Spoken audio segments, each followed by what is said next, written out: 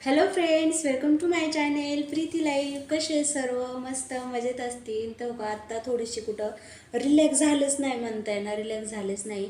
मीच थोडासा वेळ काढलेला आहे आणि मग म्हणलं की चला व्हिडिओ काढावं. कारण काय काल पण मी व्हिडिओ पोस्ट केले नाही, कारण काय काल तर मला कसलाच टाईम नाही भेटला. आणि आज पण तीच सिच्युएशन आहे. नवीन मंथ चालू झालेलं आहे. न्यू मंथचं न्यू टार्गेट म्हणा किंवा न्यू टार्गेटच म्हणा. कारण का स्वतःला टार्गेट दिलं ना तरच ती गोष्ट पूर्ण होते. जर स्वतःला टार्गेट नाही ना दिलं तर ती गोष्ट अजिबात पूर्ण नाही होते. म्हणून नाही का स्वतःला टार्गेट दिलेले आहे. आज एवढे कॉलिंग झालेले आहेत, सगळ्यांचे फॉलोअप घ्यायचे आहेत. ते फॉलोअपचे मी नाही का राईट डाऊन करून ठेवायला लागते की कोणाचं काय घेतलं, कोणाला हे केलेलं आहे आपण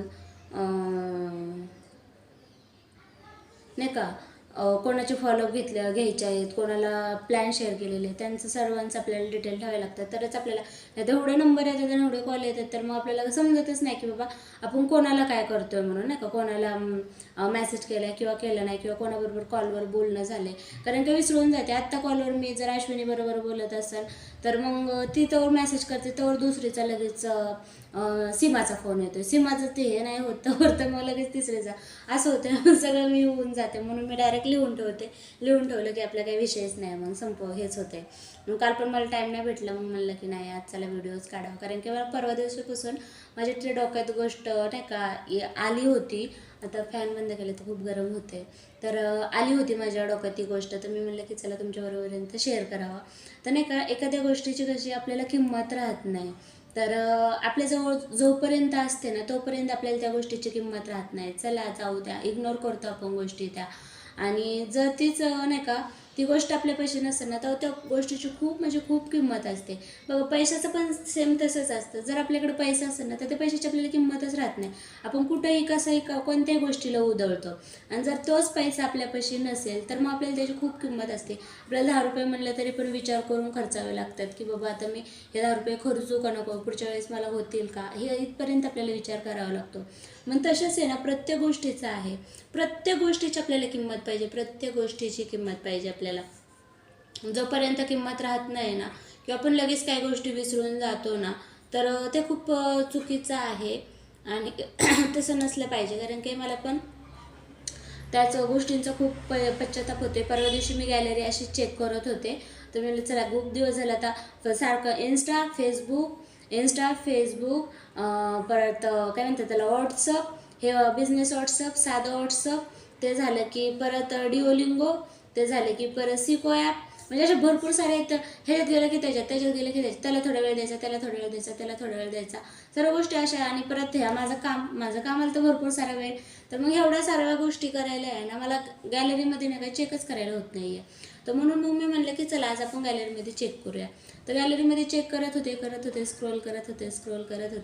स्क्रोल करता करता नाही का पप्पांचे फोटो दिसले. एवढी एवढी आठवण झाली ना की मला रात्रीच्या किती 11 साडे 11 वाजले असतील. झोप काय येत नव्हती म्हणून मग मी फोटो स्क्रोल करत बसले होते. आणि मग मी नाही का झोपच नाही मला येत नव्हती म्हणून मग मी बघत बसले.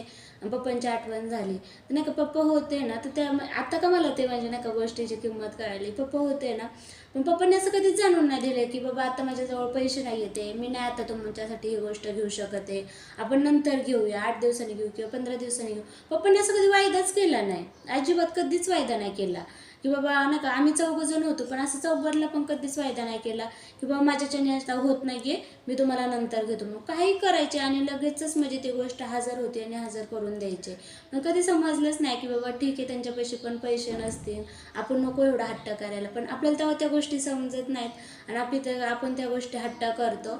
आणि आता पप्पा नाहीत तर बघा ना म्हणजे खूप काय गोष्टींची अशी कमी वाटते. आता मी राहते सगळं एकटी करते आणि पप्पा नाही येते, ठीक आहे सर्व गोष्टी नाही का रेग्युलर चालू आहेत.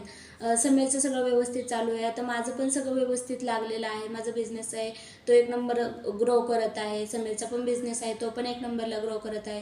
कारण त्याचे पण बिल्डिंगचे वगैरे कामं आहेत, त्याला पण चांगली कामं यायला लागलेत, मोठी कामं यायला लागलेत. माई जिथं काम करते तिथं पण तिचं पण पेमेंट वगैरे चांगलं आहे, तिचं पण नाही का चांगलं चाललेलं आहे. आणि दीदीचं पण आता त्या दिवशी तुम्हाला सर्व गोष्टी सांगितलेल्या आहेत. दीदीचा पण नंबर वगैरे आलेला आहे, तिला पण आता पेपर वगैरे द्यायचे आहेत म्हणजे नाही का जे गव्हर्नमेंट पेपर असतात ते द्यायचे आहेत. म्हणजे सगळ्या गोष्टी अशा स्टेबल झालेल्या आहेत किंवा चांगल्या चालू आहेत. पण जाऊ नाही का नवीन नवीन आहे ना, तरी पण असं नाही का आईवडिलांकडे मागण्याचा एक हट्ट आहे ना, तो खूप वेगळाच असतो. आणि हे आमच्या सर्वांची प्रगती बघायला पप्पा नाही येते. आणि त्याच गोष्टींचं नाही का कुठंतरी थोडंसं हे वाटलं की बाबा आपण तेव्हा कधीच म्हणजे नाही का आपल्याला त्या समजल्या नाहीत की बाबा नको एवढा हट्ट करायला, त्यांच्यापाशी पण नसतील किंवा काय, पण त्यांनी कधीच जाणून दिलं नाही. आणि ही गोष्ट फक्त आई आणि वडीलच करू शकतात, त्याची आपल्याला कधीच कमी भासून देऊ शकत नाही, कधी म्हणजे कधीच कमी भासून देऊ शकत नाही. म्हणून आपल्याला आहे ना चांगल्या गोष्टींची किंमत कळत नाही.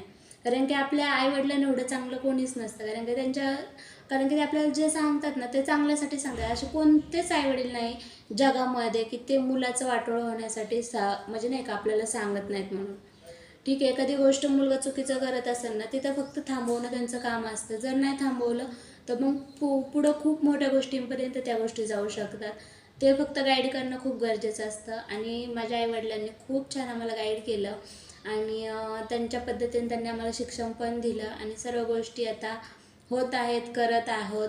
आणि खूप म्हणजे सर्वांचं एकदम रांकीला लागलेलं आहे.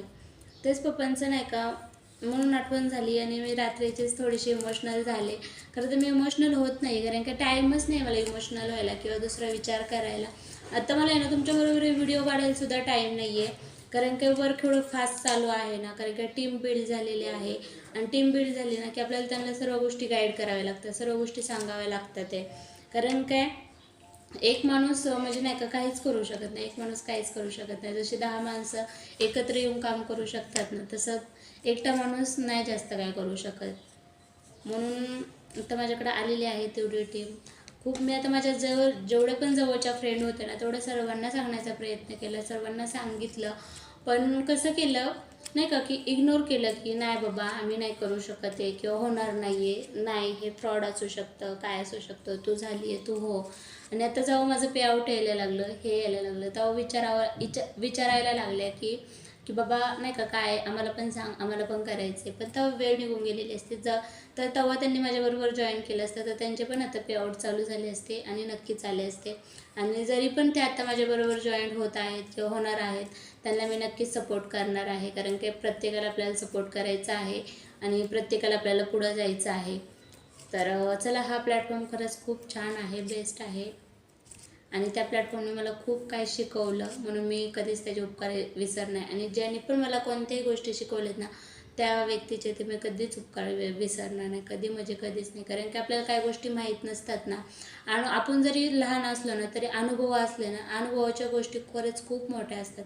फक्त प्रॉपर अनुभव पाहिजे, दुसरं काहीच नाही. तर चला मग भेटू पुढच्या व्हिडिओमध्ये. मेसेजवर मेसेज येतात ते, कॉल येतात ते. आता मी काय करणार आहे, व्हिडिओ पोस्ट करणार आहे, थोडा वेळ मोबाईल ठेवून देणार आहे आणि थोडीशी झोपणार आहे. कारण काय मी स्वतः बिझनेस होणार आहे, कोणाची एम्प्लॉई नाही आहे की त्यांनी मला ट्रीट करायचं आणि तेव्हा मी काम करायचं, असं नाही आहे. मी रिप्लाय प्रत्येकाला देते असं नाही. पण आता मी थोडंसं माझं मूड खराब आहे ना, माझा मूड नाही आहे काम करण्याचा, तर मी नाही करू शकत, मी थांबू शकते. मी त्यांना आता लगेच नाही दिलं तर मी त्यांना अर्ध्या तासाने 1 तासाने रिप्लाय देते, पण देते. कोणालाच इग्नोर करत नाही, कधीच करणार नाही इग्नोर. कारण काही त्यांना असं वाटतं की बाबा आहे काहीतरी चान्स, चला आपण पाहूया म्हणून आपल्याला फक्त पाहिजे असते. जर आपण पाण्यात उडीच नाही मारली तर आपल्याला कसं समजणार आहे की पाणी किती खोल आहे किंवा काय आहे, किंवा आपल्याला पोहता येणार आहे का नाही. पाण्यात उडी मारली तरच आपल्याला पोहता येणार, बरोबर आहे ना. मग कोणत्याही गोष्टीमध्ये जर आपण उतरलो ना तरच आपल्याला ती गोष्ट समजणार आहे. जर वरूनच आणि कोणी सांगून आपण त्या गोष्टी करत असेल तर काहीच नाही उपयोग. म्हणून चला भेटू पुढच्या व्हिडिओमध्ये, तोपर्यंत बाय.